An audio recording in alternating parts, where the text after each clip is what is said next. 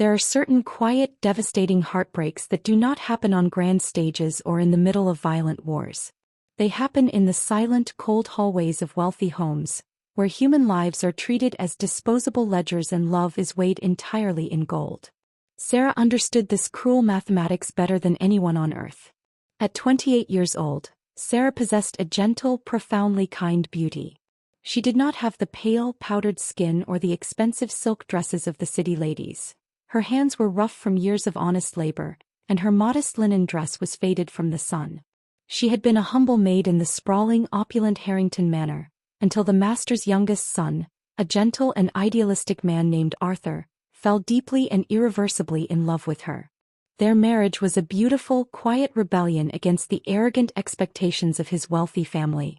For one brief, magnificent year, Sarah knew what it was like to be truly cherished. But the universe is rarely kind to fragile miracles. When Arthur was tragically killed in a sudden carriage accident during the heavy spring rains, the protective shield around Sarah shattered completely. She was left entirely alone, grieving the only man who had ever truly seen her, and carrying his unborn child. She was 7 months pregnant. The Harrington family did not mourn Arthur's death by embracing his widow. They mourned by systematically erasing her existence. The very day after the funeral, Arthur's cold, calculating father summoned Sarah to the grand study. He did not offer her a chair. He looked at her swollen belly not with the tender hope of a grandfather, but with the freezing, disgusted glare of a man looking at a parasite. He threw a small leather pouch of coins onto the floor at her feet. It was exactly a servant's severance pay, nothing more. He legally annulled her marriage using his vast political influence, claiming Arthur had been manipulated, and ordered her to be thrown out of the manor before the sun set. "You are a maid, Sarah, and a maid you shall remain," the old patriarch had sneered, his voice completely devoid of human empathy. "You will not taint the Harrington legacy with a bastard child born of the dirt. Take these coins and disappear. If you ever show your face in this county again, I will have you arrested for trespassing." Sarah did not scream or beg. She possessed the quiet, unbreakable resilience of a woman who had worked for every single crumb she had ever eaten. She picked up the small pouch of coins, packed her meager belongings into a single battered wooden suitcase, and walked out of the massive iron gates of the manor without looking back. With the terrifying reality of her impending motherhood looming over her, Sarah knew she could not stay in the unforgiving city.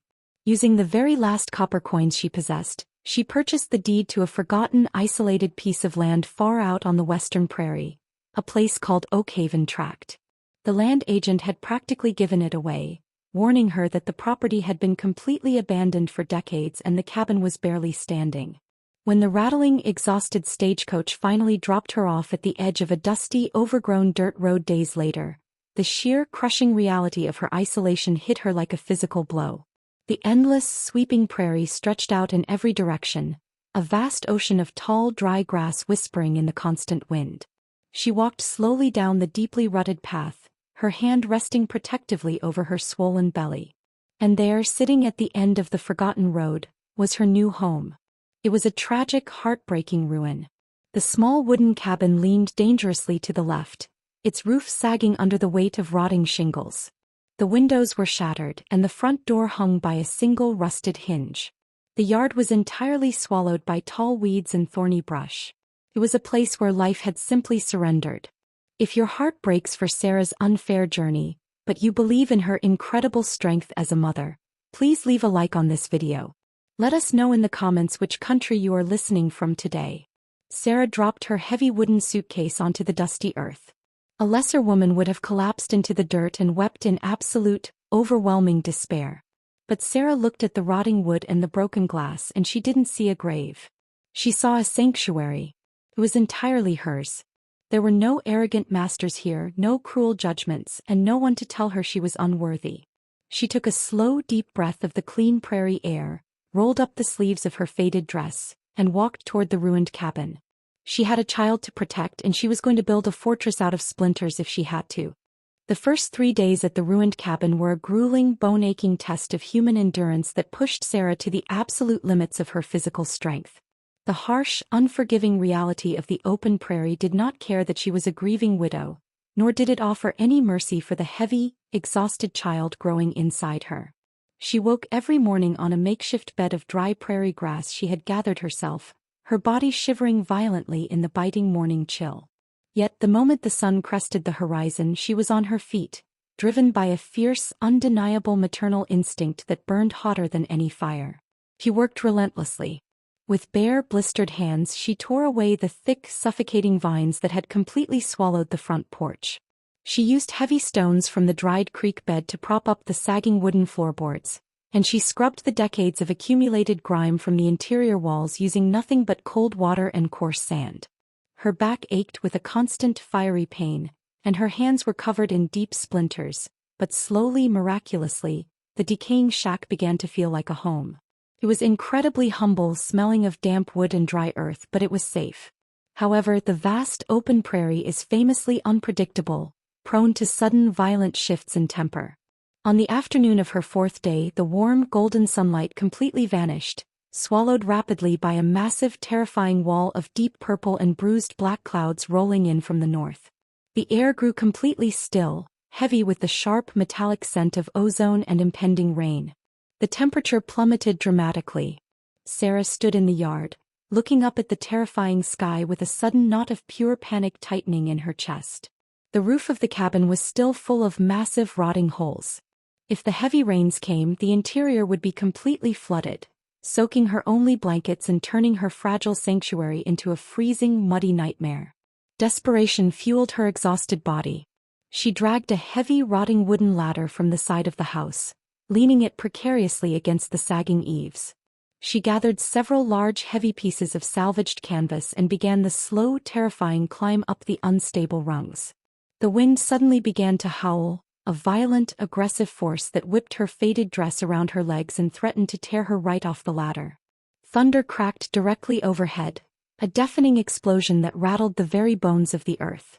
She managed to pull herself onto the treacherous, slanted roof, crawling desperately on her hands and knees. The first massive, freezing drops of rain began to fall, hitting her skin like tiny shards of ice. She stretched out to nail the heavy canvas over the largest hole, but the wet wood was impossibly slick. Her boots slipped violently. Sarah gasped, sliding dangerously down the slanted roof toward the sharp edge. She grabbed frantically at a loose wooden shingle, her fingers digging into the rotting wood, stopping her fall just inches from the drop. She lay there, trembling uncontrollably, the freezing rain now pouring down in a blinding, torrential sheet. She was trapped, entirely exhausted and unable to safely climb back down. Suddenly, cutting through the deafening roar of the storm, came the heavy, rhythmic thud of massive hooves hitting the mud. If you are holding your breath hoping Sarah's going to be okay, hit that like button right now. Type "safe refuge" in the comments to send her strength, and don't forget to subscribe. Sarah carefully turned her head, wiping the blinding rain from her eyes. Riding down the overgrown, muddy path was a man on a massive, dark horse. He was a towering, broad-shouldered figure, completely wrapped in a heavy, weather-beaten oilskin duster, a wide-brimmed hat pulled low over his eyes to shield against the violent rain. This was Elias. At 38 years old, he was the owner of the vast, sprawling cattle ranch that bordered her tiny, forgotten sliver of land. Elias was a man sculpted by the quiet, brutal isolation of the frontier. He was fiercely private, heavily scarred by his own past tragedies, and generally avoided the local towns. He had seen the thin, fragile wisp of smoke rising from the abandoned tract days ago and had finally ridden out in the storm to see what foolish squatter had tried to claim the ruined cabin. He expected to find a desperate outlaw or a foolish, arrogant prospector. He absolutely did not expect to find a heavily pregnant woman clinging desperately to a rotting roof in the middle of a torrential downpour. Elias did not shout useless questions over the thunder. He drove his horse directly up to the edge of the cabin, swinging down from the saddle with the fluid, powerful grace of a man entirely in his element. He strode to the bottom of the ladder, his heavy boots sinking into the thick mud. He looked up at her, his striking dark eyes completely visible through the driving rain. He didn't look at her with pity or anger. He looked at her with a profound, sudden intensity. "Let go of the wood," Elias commanded, his voice incredibly deep, rough, and carrying a heavy, undeniable authority that sliced perfectly through the chaos of the storm. "I am right below you. Slide down. I will catch you. I promise." The rescue from the roof was not a moment of graceful, poetic romance found in city novels. It was a terrifying, chaotic blur of freezing rain, slippery wood, and the overwhelming, undeniable strength of a stranger's arms. Elias caught Sarah just as her boots lost their final purchase on the rotting shingles.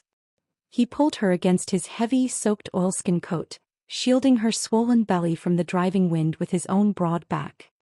He didn't speak a single word of comfort. He simply carried her down the treacherous ladder with the effortless stability of a mountain, his boots sinking deep into the mud but never faltering. He brought her inside the ruined cabin, kicking the door shut against the howling gale. He set her down gently near the cold hearth, his dark eyes scanning the miserable interior, the leaking roof, the damp floor, the utter lack of dry wood. Sarah stood shivering, hugging her arms around herself, expecting him to leave now that the immediate danger had passed. She expected him to ride away back to his warm, dry ranch, leaving the foolish squatter to her fate. But Elias did not leave. He looked at her wet dress, her blue lips, and the fierce, protective hand she kept over her unborn child. He turned and walked back out into the storm. Sarah's heart sank. She sank onto her makeshift bed of straw, listening to the rain hammer against the leaking roof, resigned to a freezing night. But 10 minutes later, the door opened again. Elias returned, carrying a massive armful of dry, seasoned oak logs from his own saddlebags, wrapped in oilcloth. He knelt at the hearth, his large, calloused hands moving with a practiced, rhythmic efficiency. Within moments, a roaring, crackling fire was pushing back the damp chill of the room. He stood up, the firelight casting long, dancing shadows across his rugged, scarred face. He looked around the room, noting the holes in the walls and the sagging beams. "This place is a sieve, ma'am," Elias rumbled, his voice deep and grave. "It will kill you and the child before winter sets in." "It is all I have," Sarah whispered, her voice trembling but defiant. "I will fix it. I just need time." Elias looked at her for a long moment, measuring the unbreakable steel in her tired eyes. He gave a single slow nod. He didn't offer pity. He offered something far more valuable, respect. He turned and walked out into the night without another word. Sarah thought that was the end of it. She fell asleep by the fire, exhausted. But the next morning she was awakened not by the wind, but by the rhythmic, steady sound of a hammer striking wood. She opened the door to find Elias already there. He had returned at dawn with a wagon loaded with fresh timber, shingles, and tools. He was on the roof, stripping away the rotten wood. He did not ask for permission and he did not ask for payment. He simply worked. For the next 2 weeks, the silence of the prairie was replaced by the sounds of restoration. Elias was a man of almost 0 words. He worked from sunrise to sunset, replacing the roof, reinforcing the walls, and building a sturdy cradle from the leftover pine. Sarah watched him through the window as she cooked simple meals over the fire. She saw a man who carried a heavy, invisible burden of his own, a sadness that lived deep in the set of his shoulders. She began to leave mugs of hot coffee and plates of cornbread on the porch railing for him. He would eat them in silence, leaving the empty plate as a sign of thanks. It was a strange, silent dance of trust. He was rebuilding her home, and in doing so he was slowly, brick by brick, rebuilding her faith in the goodness of men. He never crossed the threshold uninvited. He never made her feel unsafe. He was simply a force of nature, a guardian who had decided that she would not fall. If you are moved by Elias's silent acts of service and Sarah's quiet gratitude, please leave a like on this video. Let us know in the comments if you think actions speak louder than words. One evening, as the sun set in a blaze of orange and purple across the vast grass, Elias finally came to the door. He took off his hat, holding it in his large, rough hands. The cabin behind him was no longer a ruin. It was solid, weathertight, and safe. "The roof will hold against the snow now," Elias said quietly, his eyes avoiding hers. "And I fixed the well pump. You won't have to haul water from the creek." Sarah looked at this towering, terrifying stranger who had saved her life. "Why?" she asked softly. "Why help a stranger with nothing to give in return?" Elias looked out at the horizon, his jaw tightening. "Because I once had a wife and a child in a cabin like this," he murmured, his voice thick with an old, unhealed pain. "And the winter took them while I was away. I couldn't save them. But I can save this roof." He turned and walked away into the twilight before she could see the grief in his eyes, leaving Sarah standing on the porch, her hand on her heart, realizing that her savior was just as broken as she was. The weeks that followed the repair of the cabin were the most peaceful Sarah had ever known. The autumn prairie turned a deep, burning gold and the air grew crisp and clean. But peace on the frontier is often the breathless pause before a momentous event. Sarah's time was drawing near. She moved slower now, her belly heavy and low, the child within her restless and strong. She spent her days sewing tiny clothes from the scraps of her old dresses, sitting in the rocking chair Elias had repaired for her, watching the horizon for the familiar silhouette of his black horse. He checked on her every 2 days, never intruding, just riding by the fence line to ensure smoke was rising from the chimney. It was a silent pact of protection. But nature, in its infinite power, follows its own schedule. It happened on a night of absolute, suffocating darkness, when the moon was hidden behind a thick veil of clouds. Sarah woke with a gasp, a sharp, searing pain radiating through her lower back that stole the breath from her lungs. It was too soon. She was weeks away from her expected date. But the pain returned harder and faster, a relentless tide that refused to recede. Panic, cold and sharp, spiked in her chest. She was alone. The nearest town was a day's ride away. There was no doctor, no midwife, only the endless, silent grass and the howling wind. She stumbled out of bed, lighting a lantern with trembling hands, clutching the edge of the table as another contraction brought her to her knees. She screamed, a raw, primal sound that was swallowed instantly by the vast night. She managed to crawl to the door, throwing it open to the cold night air.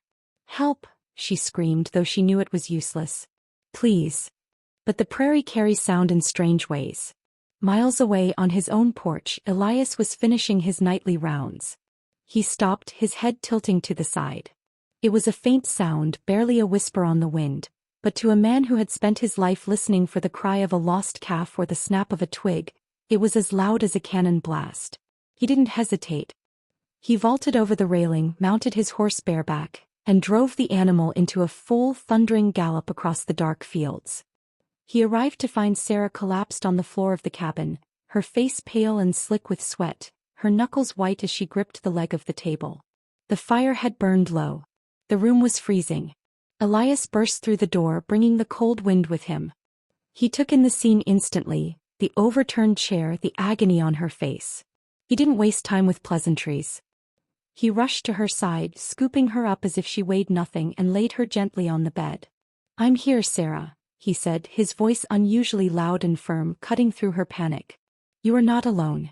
Look at me." Sarah gripped his hand with a strength that shocked him. "It's too soon," she sobbed, terror in her eyes. "He's coming now. I can't do it alone." "You are not alone," Elias repeated, squeezing her hand. He moved with a calm, terrifying efficiency. He built up the fire until the room was sweltering. He boiled water. He tore his own clean linen shirt into strips. He was a rancher, a man of the earth.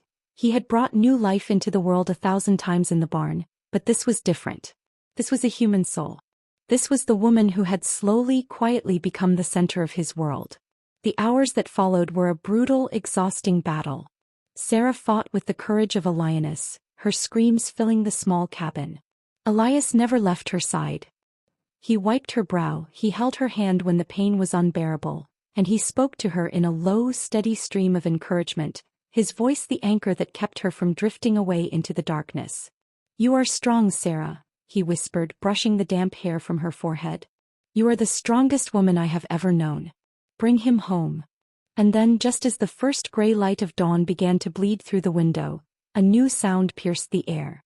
It was a thin, high-pitched wail. A cry of life. If you are holding your breath for the miracle of life, hit that like button right now. Type "new life" in the comments to welcome the baby. Elias's hands, usually so rough and calloused, were trembling as he held the tiny, squirming bundle. It was a boy. He was small, but he was breathing, his lungs filling with the prairie air. Elias wrapped the infant in the soft flannel blanket Sarah had sewn, his eyes filling with sudden hot tears he couldn't stop. He looked down at the baby and then at Sarah, who was watching him with exhausted, radiant wonder. He walked over and placed the baby gently in her arms. "He's perfect, Sarah," Elias choked out, his voice breaking for the first time. "He's absolutely perfect." In that quiet cabin, as the sun rose over the golden grass, the shadows of their pasts, the grief, the loss, the abandonment, were finally chased away by the bright, undeniable light of a new beginning. The days immediately following the chaotic, terrifying birth of the child were a fragile, breathless period of profound adjustment. The tiny wooden cabin, once a symbol of Sarah's crushing isolation and desperate exile, had miraculously transformed into a warm, fiercely protected sanctuary of new life. The baby, a healthy, strong-willed boy with a shock of dark hair, was named Samuel. He was a living, breathing testament to Sarah's unbreakable resilience and the fierce, undeniable power of a mother's love. But as Sarah slowly recovered her strength, lying exhausted under the heavy woolen blankets, she realized with a profound, quiet clarity that she had not brought Samuel into this harsh world alone. Elias did not ride back to his massive, sprawling cattle ranch once the immediate danger had passed. The towering, deeply scarred man, who had spent the last decade isolating himself from the world, simply refused to leave her unguarded. He transformed himself into an invisible, relentless shield around the fragile new family. He chopped massive piles of seasoned oak firewood, ensuring the stone hearth never once burned low during the freezing, bitterly cold prairie nights. He hunted in the early frosty hours of dawn, bringing back fresh wild game, and he even returned one afternoon leading a gentle, heavily pregnant dairy cow from his own massive herds, tethering it in the small repaired lean-to attached to the cabin so Samuel would never lack for rich, warm milk. Sarah watched him through the small, frost-covered window, her heart swelling with an emotion so deep and entirely overwhelming that it frightened her. She had been married to a wealthy gentleman who spoke beautiful, poetic words of love, but Arthur had not been able to protect her from his family's cruelty. Elias, however, was a man composed entirely of silent, monumental actions. He didn't speak of devotion. He simply proved it with every swing of his heavy iron axe and every bucket of fresh water he hauled from the freezing creek. One particularly brutal, howling evening, as the first major blizzard of the long prairie winter violently battered the thick wooden walls of the cabin, little Samuel woke with a sharp, distressed cry. Sarah, completely exhausted from the long day, struggled to rise from her rocking chair. But before her tired feet could even touch the cold wooden floorboards, a massive, heavy shadow moved across the dimly lit room. Elias, who had been quietly mending a broken leather bridle near the fire, stood up. He walked over to the small, hand-carved wooden cradle he had built with his own calloused hands. With a surprising, breathtaking gentleness that completely contradicted his massive, intimidating frame, he reached down and carefully lifted the crying infant. Sarah held her breath, watching in absolute, silent awe. The giant, rugged rancher cradled the tiny, fragile bundle against his broad, muscular chest, entirely dwarfing the child. He began to pace slowly back and forth across the cabin floor, his heavy boots making a soft, rhythmic thud against the wood. He didn't shush the baby with frantic, nervous energy. Instead, he began to hum. It was a low, deep, incredibly soothing baritone rumble that vibrated powerfully in his chest. It was an old, forgotten pioneer lullaby, a ghost of a song from a past life he had thought was entirely buried in the snow. Almost miraculously, Samuel's frantic cries immediately ceased. The baby settled perfectly into the warm, massive expanse of the rancher's chest, lulled into a deep, peaceful sleep by the steady, comforting beat of Elias's heart. If your heart is completely melting watching this rugged, lonely giant become a loving father figure to baby Samuel, hit that like button right now. Type, "a true father," in the comments to celebrate this beautiful found family. Elias stopped his pacing near the roaring fire, looking down at the sleeping infant with an expression of such raw, unprotected vulnerability and profound, aching love that it brought sudden hot tears to Sarah's eyes.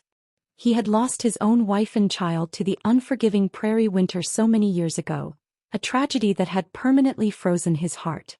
But standing there, holding her son in the warm, glowing firelight, the thick, heavy ice around his soul finally began to crack and violently melt away. Sarah stood up slowly, her faded dress brushing softly against the floor. She walked over to him, stopping just inches away from his broad chest. She reached out, her small, rough hand gently touching his thick, muscular arm. Elias looked up, his dark, intense eyes locking onto hers.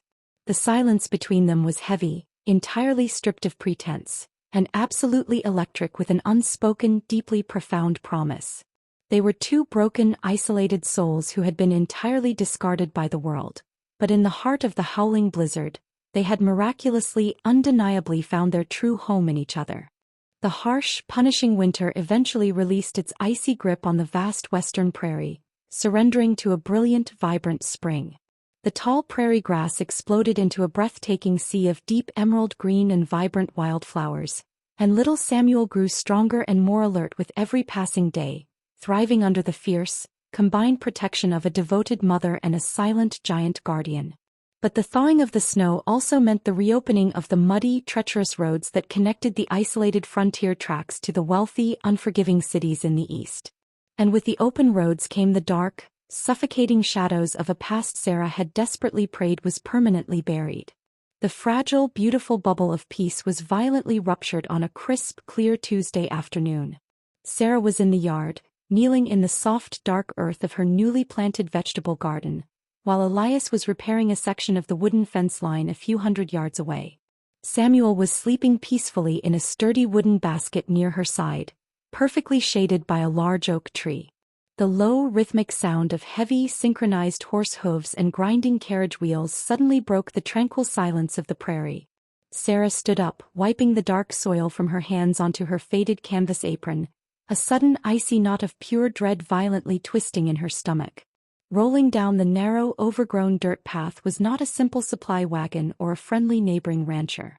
It was a massive, incredibly expensive, highly polished black carriage, pulled by four magnificent, perfectly groomed black stallions.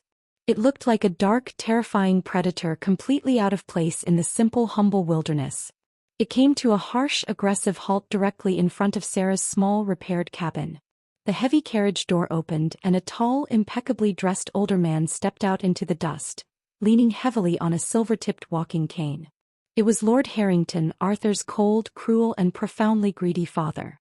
He was accompanied by two massive, intimidating men who looked less like carriage drivers and more like hired, ruthless thugs. Sarah immediately stepped backward, positioning her body entirely between the wealthy patriarch and the sleeping baby in the basket. Her heart hammered violently against her ribs, but she forced her spine to remain perfectly, unyieldingly straight. Well, the resilient little maid, Lord Harrington sneered, his voice dripping with a sickening, patronizing venom as his cold eyes scanned the humble, repaired cabin, entirely dismissing the incredible amount of backbreaking labor it represented. My private investigators finally tracked you down to this miserable, rotting hovel. I must admit I am entirely surprised you survived the winter. I assumed the wolves had already picked your bones clean. Get off my land, Sarah said, her voice completely devoid of fear, vibrating with a fierce, absolute maternal fury. You have absolutely no business here. You annulled the marriage. You erased my name. We are nothing to you. Lord Harrington chuckled, a dry, hollow and terrifying sound. His sharp, calculating eyes bypassed Sarah entirely, landing directly on the small wooden basket resting in the shade of the oak tree. The old man's face completely hardened into a mask of pure, absolute greed. You are nothing to me, Sarah, Lord Harrington agreed coldly, taking a slow, aggressive step forward, his cane sinking into the soft earth. But unfortunately for you, my eldest son recently died of a sudden violent fever in the city. He left absolutely no heirs. The Harrington Empire currently possesses no future bloodline. Word reached me through a cowardly town doctor that you did not die in childbirth as I had hoped. You bore a son. A male child carrying the Harrington blood. Sarah's blood ran entirely cold. The sheer, audacious cruelty of the man was suffocating. He didn't want a grandson to love. He wanted a biological asset to secure his massive financial empire. He is not yours, Sarah hissed, her hands balling into tight fists at her sides, ready to fight the men to the absolute death if necessary. His name is Samuel. He is my son and you will never ever touch him. Do not be a foolish, hysterical peasant, the patriarch barked, his face flushing with arrogant, unchecked anger. He gestured to the two massive thugs standing behind him. I am not here to negotiate with a fired servant. I am taking my legal grandson back to the manor where he belongs. He will be raised with wealth, power and discipline. You can either take another pouch of coins and walk away, or my men will simply remove the child by force and leave you bleeding in the dirt. If you are completely furious at this cruel, greedy grandfather trying to steal Sarah's baby, hit the like button right now. Type, "Protect Samuel," in the comments to give Sarah the strength to fight back. The two massive, heavily armed thugs immediately stepped forward, their hands resting threateningly on the leather grips of their weapons, moving aggressively toward the basket. Sarah let out a desperate, furious cry, throwing herself forward to block their path. But before the men could take another step, the deafening, terrifying sound of a heavy hunting rifle being cocked echoed like a violent thunderclap across the silent yard. Lord Harrington and his thugs completely froze, their arrogant sneers instantly vanishing. Emerging silently from the shadow of the tall grass, holding a massive, beautifully maintained Winchester rifle aimed directly at the patriarch's chest, was Elias. The giant, rugged rancher's face was an absolute mask of cold, lethal, and completely terrifying fury. He did not look like a peaceful farmer. He looked like a man who was entirely prepared to turn the wealthy carriage into a graveyard. "You took a very wrong turn, old man," Elias rumbled, his deep, resonant voice carrying the absolute, unyielding promise of violence. "Step away from my family." End of Block 6. The sudden, violent click of the heavy Winchester lever-action rifle echoing across the quiet, sun-drenched yard was a sound that instantly demanded absolute, terrifying respect. Lord Harrington, a man who had spent his entire life bullying desperate servants and manipulating corrupt city magistrates from the absolute safety of his velvet-draped manor, completely froze. The two massive, heavily armed thugs accompanying him instinctively reached for their own holstered revolvers, but they immediately stopped, their hands hovering uselessly over the leather grips. They were hired city muscle, accustomed to beating up starving factory workers in dark alleyways. They were absolutely not prepared to draw weapons against a towering, heavily scarred frontier rancher who looked like he had been forged entirely from the unforgiving prairie earth, holding a rifle with the steady, deadly precision of a man who never missed his target. Elias stepped fully out of the tall, swaying golden grass, his heavy leather boots hitting the dusty earth with a slow, deliberate, and terrifyingly rhythmic thud. He did not yell, nor did he frantically wave the heavy barrel of the rifle. He simply walked toward the expensive, polished black carriage, his striking dark eyes locked entirely onto the wealthy patriarch with a look of absolute, freezing, and lethal indifference. His broad, muscular shoulders practically blocked out the afternoon sun, casting a long, intimidating shadow directly over the trembling old man. "I said step away from my family," Elias repeated, his voice dropping to a deep, gravelly baritone that vibrated with a terrifying, unyielding promise of absolute violence. He positioned himself seamlessly between the woven baby basket and the arrogant city men, his massive frame creating an impenetrable, unbreakable wall of protection around Sarah and little Samuel. Lord Harrington's face flushed a deep, ugly shade of furious crimson, his fragile aristocratic ego completely shattering under the cold, lethal gaze of the giant rancher. He slammed his silver-tipped cane angrily into the dirt, desperately trying to regain his shattered authority. "You insolent, filthy peasant," the patriarch spat, his voice shrill and trembling with unchecked, arrogant rage. "Do you have absolutely any idea who I am? I am Lord Reginald Harrington. I own half the politicians in the eastern capital. I possess more wealth in a single bank vault than this entire miserable, dusty territory produces in a decade. That child carries my bloodline. He is my legal property. If you do not lower that weapon immediately, I will have the federal marshals ride out here and hang you from that oak tree for threatening a man of my staggering stature." Elias did not flinch. He didn't even blink. He simply stared at the wealthy, pathetic old man, the heavy Winchester rifle remaining perfectly, terrifyingly steady, aimed directly at the center of Harrington's expensive, tailored black vest. "You are a long way from your velvet armchairs and your corrupt city judges, old man," Elias rumbled, his voice perfectly calm, smooth, and chillingly polite, carrying clearly over the gentle rustling of the prairie wind. "Out here your massive bank vaults and your fancy titles are entirely, completely worthless. Out here the only law that truly matters is the one you can back up with iron and blood. And right now, you are standing on my dirt threatening a woman I care for and a child under my absolute protection." Elias took one slow, deliberate step closer, closing the distance until he was towering directly over the trembling patriarch. The two thugs took a sudden, nervous step backward, completely intimidated by the sheer, overwhelming physical presence of the rugged mountain of a man. "If you or your hired dogs ever step foot on this prairie again," Elias whispered, his voice incredibly low, dark, and lethal, "if you ever send another carriage, a letter, or even look in the direction of this cabin, I will personally ride into your grand, wealthy city. And I promise you, Lord Harrington, neither your money nor your politicians will be able to stop me from burning your entire empire to the absolute ground. Now, get back in your fancy carriage, take your pathetic thugs, and crawl back to your miserable city before I decide to completely forget my manners." If you are completely cheering right now as Elias fiercely protects Sarah and Samuel, sending the greedy patriarch packing in total humiliation, hit the like button. Type, "The Protector," in the comments to celebrate this absolute victory. Let us know what country you are watching from today. Lord Harrington stared up at the giant, rugged rancher, sheer, unadulterated panic finally gripping his freezing throat.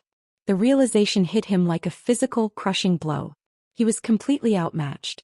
The fierce, terrifying man standing before him was not a desperate servant he could buy or bully. He was an absolute force of nature. The wealthy patriarch's arrogance dissolved into pathetic, trembling cowardice. He turned around without uttering another word, his shoulders slumped in total, humiliating defeat, and scrambled desperately into the safety of his expensive carriage. The two thugs immediately followed, practically tripping over themselves in their haste to escape the deadly, unyielding stare of the heavy rifle.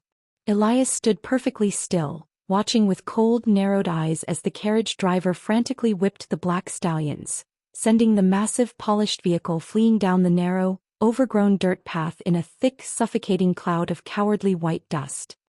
He didn't lower his weapon until the carriage completely disappeared over the distant Golden Ridge, ensuring the dark shadow of the Harrington Manor was permanently, entirely banished from their peaceful, beautiful sanctuary.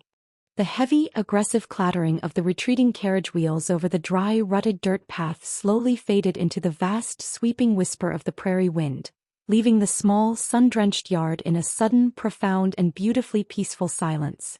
The toxic, desperate energy that Lord Harrington had violently dragged into their quiet, humble sanctuary completely evaporated into the vast blue sky, replaced once again by the rich, comforting scent of blooming wildflowers and the deep, rhythmic, unstoppable humming of the gentle western breeze. The massive adrenaline that had surged fiercely through Sarah's veins during the brutal, terrifying confrontation began to quietly, gently recede, leaving behind a deep, overwhelming exhaustion and a profound sense of absolute finality. She sank slowly to her knees in the soft earth beside the woven wooden basket, her trembling hands reaching out to gently, protectively touch little Samuel, who had miraculously slept through the entire chaotic ordeal. The ghosts of her painful, invisible past at the Grand Manor had finally been completely, permanently banished. They had come seeking to conquer her again, hoping to strip her of her precious child and her newfound freedom, and she had watched them break and flee against the impenetrable, terrifying fortress that Elias had built around her. Elias did not immediately lower the heavy Winchester rifle when the black carriage disappeared over the distant ridge. He stood perfectly still for a long, heavy moment, a massive, vigilant sentinel ensuring that the threat was entirely, completely gone. He then moved with the quiet, deliberate, and incredibly grounded presence of a man who intimately understood the heavy, exhausting weight of surviving a deadly, emotional storm. He engaged the safety on the heavy rifle, leaning it carefully against the trunk of the massive oak tree, and turned his full, undivided attention to the trembling woman kneeling in the dirt. He stepped up beside her, his massive, broad shoulders offering a silent, unbreakable wall of absolute protection against the vast, open world. He did not ask if she was all right, nor did he offer empty, patronizing platitudes or false, shallow comfort.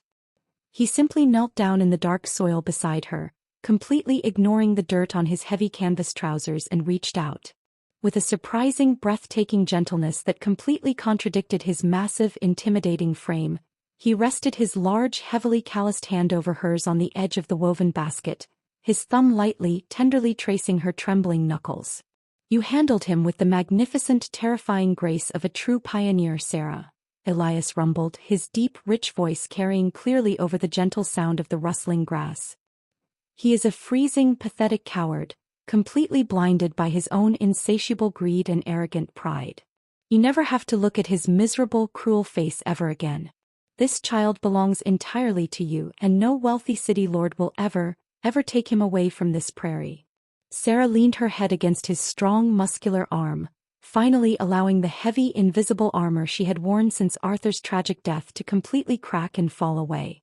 She looked up at Elias, seeing the unwavering, fierce and protective devotion shining clearly in his striking dark eyes, and she realized with absolute breathtaking clarity that she no longer wanted to carry her heavy, exhausting burdens alone.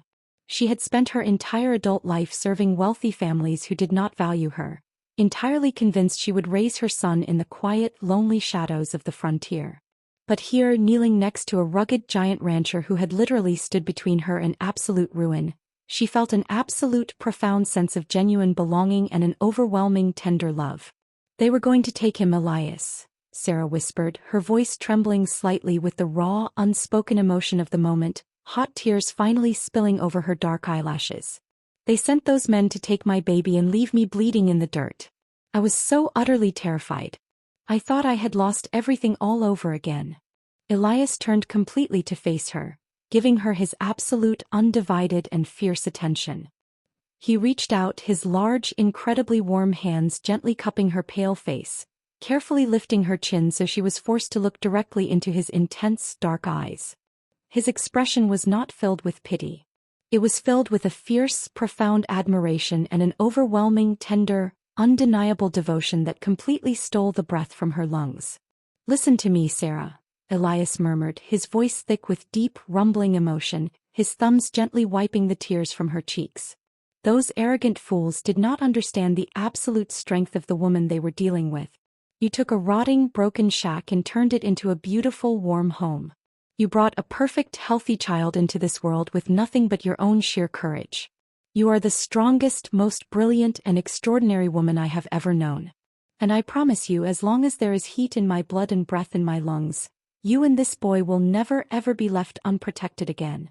If your heart is completely melting over Elias and his deep, respectful devotion to Sarah and Samuel, please type "true partner" in the comments below. Don't forget to subscribe so you don't miss the beautiful, warm conclusion to their story. Sarah let out a soft, breathless sob, a beautiful, radiant smile finally breaking through her tears. Elias took a slow, deep breath, his massive hands trembling slightly as he pulled away just enough to look deeply into her eyes. He did not perform a theatrical, wealthy city proposal. He simply spoke as a grown, honest man offering his entire rugged life. "I don't just want to be your neighbor, Sarah," Elias whispered, his dark eyes shimmering with absolute, unwavering devotion. "I want to give this boy my name so no judge or wealthy lord can ever dispute his place in this world. I want to wake up every morning in your house and I want to fall asleep every night holding the most incredible woman I have ever met. I want to build a real family with you. Will you marry me?" Sarah looked at the magnificent giant man who had seen her at her absolute lowest, grieving and alone, and had treated her like undisputed, untouchable royalty. She didn't hesitate for a single fraction of a second. "Yes," she breathed, throwing her arms around his thick neck, burying her face in his warm shoulder. "Yes, Elias.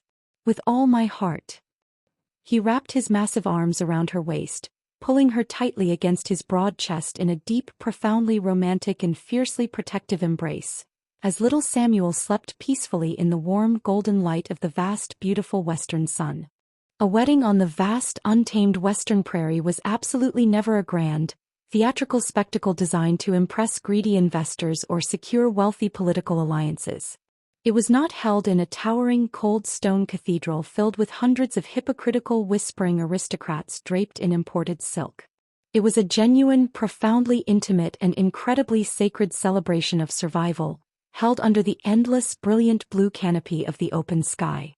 For Sarah and Elias, their union was the beautiful, undeniable culmination of a desperate, freezing winter that had miraculously blossomed into a vibrant, unbreakable spring. The modest ceremony took place on a remarkably clear, sun-drenched Tuesday morning, directly beneath the massive ancient oak tree that had shaded little Samuel's woven basket on the very day Elias had fiercely defended their lives. A traveling circuit judge, an older, deeply respected man who had ridden circuit across the territory for decades, stood before them holding a worn, leather-bound Bible. Sarah, at 28 years old, radiated a breathtaking, profoundly peaceful beauty that completely outshined any wealthy city bride. She did not wear an expensive, restrictive corset or a gaudy, diamond-encrusted tiara. She wore a simple, flawlessly tailored dress of soft, cream-colored cotton she had meticulously sewn herself, her dark hair woven beautifully with delicate, wild yellow prairie daisies. Elias stood beside her, looking magnificent and fiercely handsome. The towering, heavily scarred rancher had traded his canvas work shirts and heavy oilskin duster for a crisp, clean white linen shirt and a tailored dark wool vest, though he stubbornly, proudly wore his polished, heavily worn leather riding boots.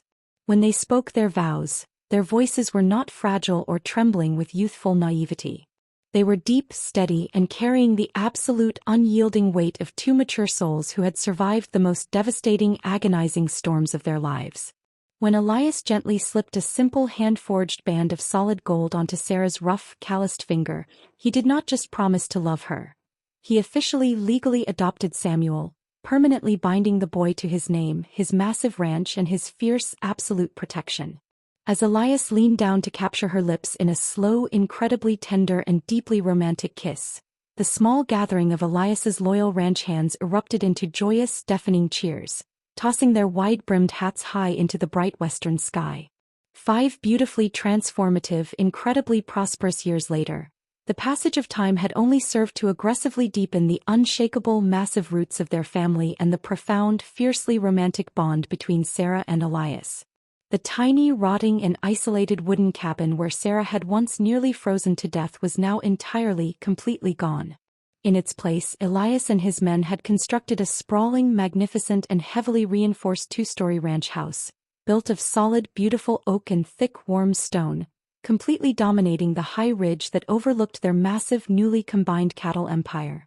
The harsh, punishing isolation of Elias's past was a distant, forgotten nightmare. The massive ranch yard was now constantly humming with vibrant, joyous life. It was late afternoon on a brilliant, golden autumn day. Sarah, now 33 years old and possessing a striking, regal and deeply maternal grace, stood on the expansive, polished wooden porch of their beautiful home. She wiped her hands on her clean canvas apron, a warm, radiant smile touching her lips as she looked out over the wooden fence line. In the dusty, sun-drenched corral, Elias, now 43, with his thick dark hair handsomely heavily threaded with striking silver, was patiently, incredibly gently walking a sturdy, spotted pony in a slow, wide circle. Sitting proudly in the small leather saddle, his tiny hands gripping the reins with absolute, fierce determination, was 5-year-old Samuel. The boy had inherited his mother's striking dark eyes and her unbreakable, quiet resilience, but he mirrored his adopted father in every other conceivable way, completely idolizing the giant, rugged rancher who had raised him. "Keep your back straight, Samuel," Elias rumbled, his deep, rich baritone voice carrying clearly over the gentle western breeze, vibrating with a fierce, overwhelming and deeply tender paternal pride. "You guide him with your heels and your heart, not just your hands. The animal feels everything you are feeling. You have to be absolutely calm, just like the earth." If you are completely melting watching Elias teach little Samuel how to ride, proving that blood does not make a father, love does, hit that like button right now. Type, "a real father," in the comments to celebrate this beautiful family. Let us know what country you are watching from today. "I am calm, Pa," Samuel shouted back, his young, bright voice echoing joyously across the yard, his face beaming with pure, unadulterated happiness.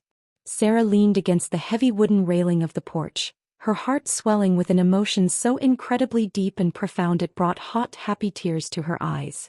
Elias stopped the pony, his massive, heavily scarred hands gently lifting the laughing 5-year-old boy directly out of the saddle, hoisting him effortlessly onto his broad, muscular shoulders.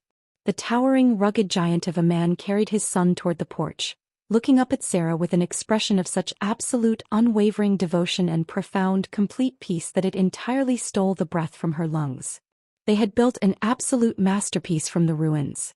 While the massive, sprawling and deeply watered pastures of the Oak Haven Ranch were humming with abundant life, profound joy, and an unbreakable, fierce family bond, a very different, deeply toxic and completely suffocating atmosphere had entirely consumed the grand, velvet-draped hallways of the Harrington Manor in the distant, smog-choked eastern city.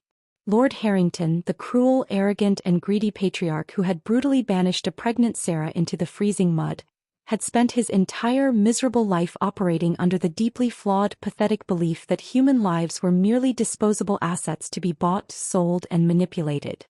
He had intentionally tried to steal Samuel, fully expecting his hired thugs and his vast, intimidating wealth to completely crush the spirit of a humble maid. But his colossal, arrogant miscalculation had completely spectacularly backfired on that dusty western prairie, and the terrifying, unyielding iron law of karma had finally, devastatingly arrived to collect its massive debt. Without an heir to legally secure the future of his massive, highly complex financial empire, the ruthless, cutthroat investors and greedy political allies who had once bowed deeply to Lord Harrington suddenly turned on him like a pack of starving, rabid wolves. The financial collapse of his brutal, cold empire was not a slow, gentle decline. It was a violent, highly public and completely terrifying freefall. His massive, speculative investments in foreign shipping collapsed.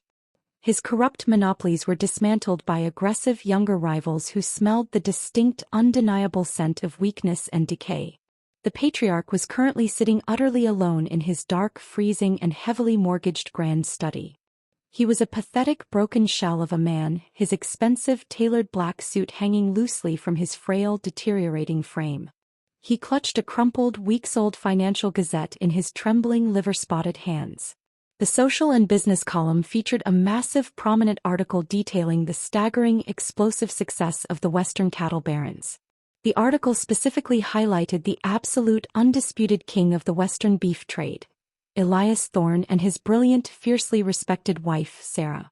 The article described their massive, incredibly prosperous ranch, their hundreds of loyal, well-paid employees, and their healthy, strong young son who was poised to inherit an empire that completely dwarfed the decaying, miserable Harrington estate.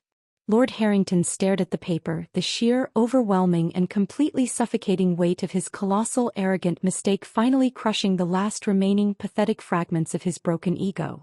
He had blindly thrown away a devoted daughter-in-law and a healthy, strong grandson for absolute, worthless pride. Now Sarah was the undisputed, beloved queen of a massive, incredibly lucrative multi-million-dollar frontier empire, living a beautiful life of profound, untouchable love, while he was quite literally rotting away in a cold, empty and silent stone tomb, completely forgotten by the world. He dropped the paper to the dusty floor, burying his face in his trembling hands, weeping completely, utterly alone in the dark. Meanwhile, entirely insulated from the toxic, collapsing ruin of the city, a profound, breathtaking and deeply beautiful peace had comfortably settled over the vast, starry skies of the western prairie.